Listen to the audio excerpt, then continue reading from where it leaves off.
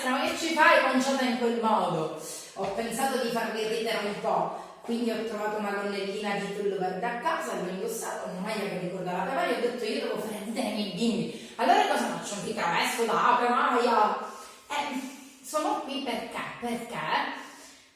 noi per ogni stagione abbiamo dedicato al nostro boschetto una canzone, boschetto in autunno, boschetto in inverno e adesso boschetto in primavera.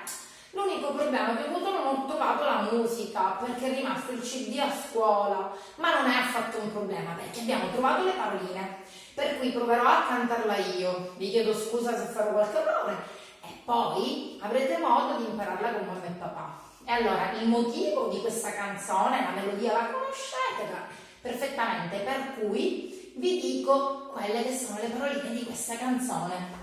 Ci provo? Proviamoci. 1, 2, 3.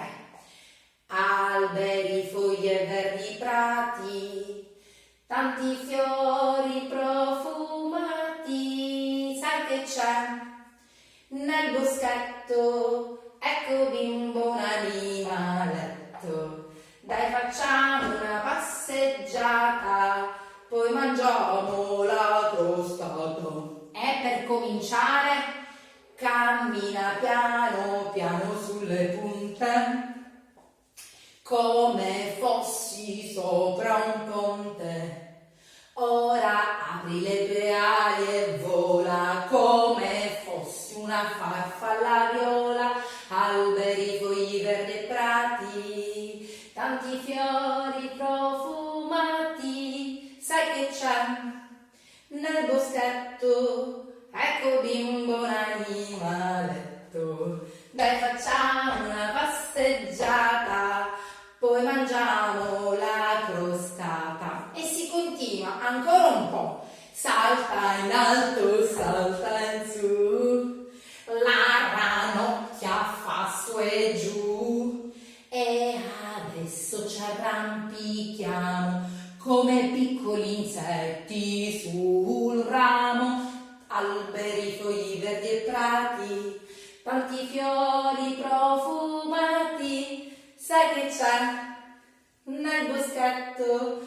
Ecco bimbo un animaletto. Dai, facciamo una passeggiata, poi mangiamo la crostata. E alla fine fai sul vento di primavera che soffia allegro da mattina a sera, come una nuvola in cielo ti fermi, e poi stanco, stanco ti siedi. Alberi, fogli, verdi e prati, tanti fiori profumati. Sai che c'è nel boschetto? Ecco bimbo un animaletto.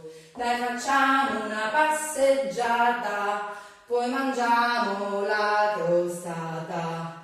Dai, facciamo una passeggiata, poi mangiamo